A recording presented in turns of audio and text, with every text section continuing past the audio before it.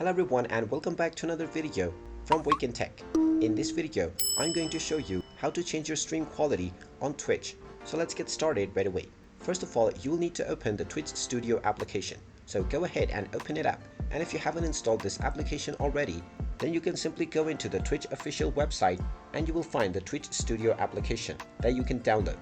Once you have downloaded the Twitch Studio application and installed it, go ahead and open it up.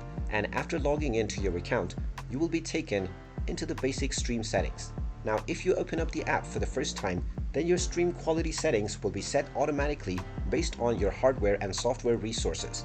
However, if you wish to manually change this, then once the application is opened up, tap on the gear icon at the bottom left corner. You will then be taken into your settings page. Now, from the settings page, click on Stream Quality and you will be able to choose various stream qualities for your device. Now, you can use the preset menu to choose what kind of preset you would like to use. And you can pretty much select from the list of various different presets that you can simply click and not worry about any other settings. You can also click on the custom menu and then you can define your own custom resolution, frames per second, as well as the bit rate. From here, you can also choose your hardware or software encoder and the delay settings.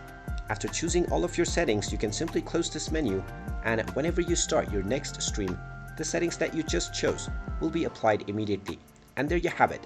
That is how easy it is to change your stream quality settings on Twitch. If you find this video helpful, make sure you hit that like button and subscribe to our channel if you haven't done so already. Also ring that notification bell to never miss another update from us. Thank you for watching and I will see you again in the next video.